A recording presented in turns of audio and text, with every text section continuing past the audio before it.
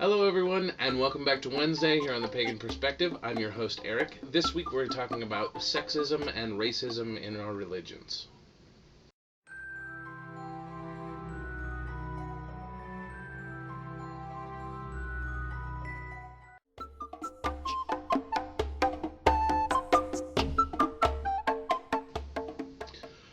So this topic was brought to us by Twy Twee. He wanted to know how we feel about racism within paganism and heathenry, and how do we as a community change that. Also, same question about sexism, and again, as a community, how do we change that? I don't like it. That's the simple answer. However, I do feel that as a heathen, I need to explain where some of these groups are coming from. Now, there are three schools of thought when it comes to heathens and whether or not they are interracial. Now, the first has been defined by many scholars as militant racist, which basically means that they are going to keep themselves and their family and their bloodline and their religion as pure as possible, which is kind of an Aryan thing. That's the neo-Nazi. And not all of them are neo-Nazis, don't get me wrong. But those are the people who feel that their bloodline and their religion need to be non-mixed. I don't understand why they feel that way. I don't understand why they feel that other races are inferior, but that's how they feel. And it's not my place to tell them that they can't do that. It's my place to say, I don't agree with that, and therefore will not have anything to do with you. That's my choice. You can have yours. Second type is, and I forget whether it's folkish or traditionalist or what, but basically those are the people who say that unless you have an ancestral connection to my religion, unless you have some sort of ancestral lineage back to the people who originally participated in heathenism and Odinism and the Asatru faith and all of the Norse gods or the Germanic gods or the Celtic gods, whatever. Those are the people who say, I think you have no business being here if you don't have a familial tie of some sort. I'd be willing to bet that most of those people, given the intermingling of ethnicities throughout our culture, if a black guy came to you, those types of people, and I can't say for sure one way or another, but this is what I would assume, is if a black guy decided that he wanted to follow his lineage to back to wherever it happened to be from, and it did happen to be from Norse, and there were, there was just undeniable proof that was the case, and he felt that connection, I don't think any of the traditionalists, or I believe the term is folkish, please correct me if I'm wrong, but I think it's folkish groups, I don't think any of them would really have a problem with him joining as long as he had an ancestral tie. And then there are the third group, which the third designation I should say, which just don't care. As long as you have a connection to the gods, which is where I would fall in, as long as you have a connection to the gods and the ideals of the community and the religion itself, why would I ever want to stop you? Why would I ever want to stop someone from joining and enjoying something that I enjoy simply because they don't have a familial tie or because they happen to not be Anglo-Saxon or, quote unquote white? So those are the three things, and they do vary in minor degrees on the entire spectrum of those things. But the reason that a lot of people feel that heathens specifically are very racist is because everyone falls somewhere on that scale, and sometimes people take it way too far. I've never actually met any in person. I've had a couple of people try and contact me on the internet, here on YouTube and other places, and once I figure out that that's where they want to take it, I generally don't have a whole lot to do with them. However, I do understand that if you don't have a familial tie, I don't see why you're here. But I get it. But I have to take into account the fact that there are so many things that I hold near and dear to my heart and that I think are fantastic.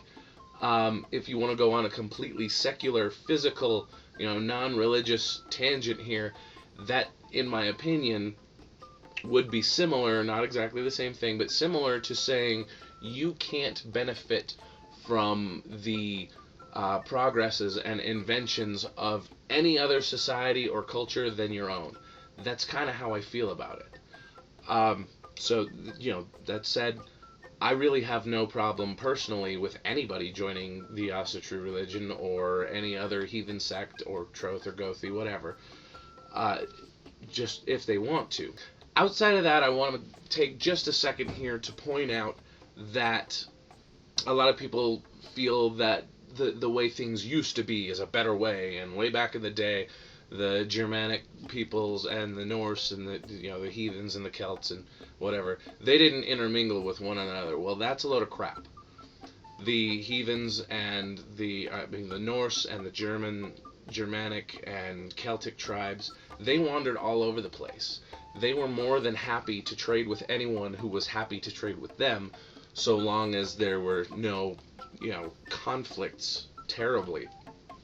Not to mention the fact that Tacitus, who was, I can never remember, he's either Roman or Greek, but Tacitus wrote a book called Germania, just laying out the information of the Germanic tribes and belief system. Well, he was Mediterranean. If you know much about the Mediterraneans, they're relatively dark-skinned people. They're nothing like the Northern European people in either appearance or, vocalization. They don't speak the same language. But Tacitus was allowed in to the rituals for historical purposes or to participate. Nobody really knows because he didn't write down whether or not he was participating or just watching. But they did allow him in. So that whole idea of keeping things pure, I don't know if that has a leg to stand on. That's my personal opinion. Anyhow, let's move on really, really quick to the idea of sexism in modern paganism. Now, there are 2 points that I want to make. The first point is that a lot of modern paganism is very goddess-centric. Not all of it, but a lot of it is. At least in my experience, a lot of it is. So, that's one way that a pagan group or clan or anything else can be very one-sided in the gender idea is venerating the goddess an awful lot more than the god.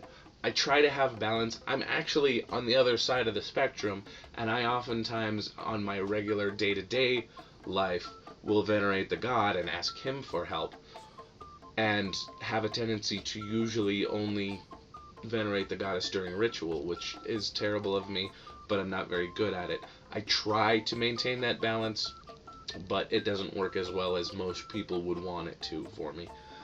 The second way that I have heard about, but never actually personally experienced, sexism in paganism would be the idea of particular covens, clans, or kindreds where either females or males are the only ones who are allowed to be high priests or high priestesses within that group. Now, if that's the case, one of the ways, well, the only way that I would probably try and take care of that would be to sit down and say, look, I find this to be a problem. It's the same thing that I would do in a relationship or in a situation where I felt that racism may be playing a card, but this is what I would do. I would open my mouth. I would say, is this how you feel? Why do you feel that? Okay, I disagree. Is there a way that we can continue to do what we're doing while agreeing to disagree? And if not, then I have to move on. I'm not going to try and tell someone how to run their life or how to run their group, or that the beliefs that they hold are unfounded or untrue. That can be my opinion, and I'm more than willing to tell them that if that is, the situation that we're in. If not, it's one of those things where I'm going to choose to walk away. I'm going to open my mouth. If we can't come to an understanding, we may not agree, but an understanding is the idea. If we come to an understanding, I may stay. If I don't feel that I'm being discriminated against due to my beliefs. However, if we can't come to an understanding, I am going to walk away. I will then have that opinion of that group and or that person in my head. Last thing I want to touch on is the difference between pride and prejudice. And I know it totally just made me think of the book, but having pride in one's family and one's society and your own personal family ancestry has nothing to do with being prejudiced or bias, or, well, possibly bias, because as many of you already know, bias is simply the propensity or a tendency to put something ahead of something else. It's because I like it better. I have a tendency to be biased toward myself. Most people do.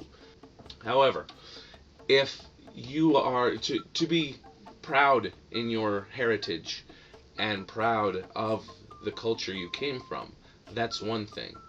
But to be discriminatory towards someone, anyone, including yourself, because of anything, any factor, to keep someone down on purpose simply because of what they are or who they are, I think that is unacceptable. I think that's reprehensible. But I just wanted to touch on those things. Religion has nothing to do with racism. At least it shouldn't. Now, that said, I understand that it does slip in there sometimes, and there are even sects of religions that are based on the idea that we want to gather like people, not necessarily like-minded, but that also, like people together as a community to shut everyone else out. It's kind of sad when it happens, but if we don't speak up about it, who's going to? Anyhow, I hope this hasn't been too long. Thanks for sticking with me through this. If you have any questions, comments, or concerns, feel free to post them in the comment section below. Please be civil about it. Again, thanks everybody for watching, and of course, until next time, Odin be with you.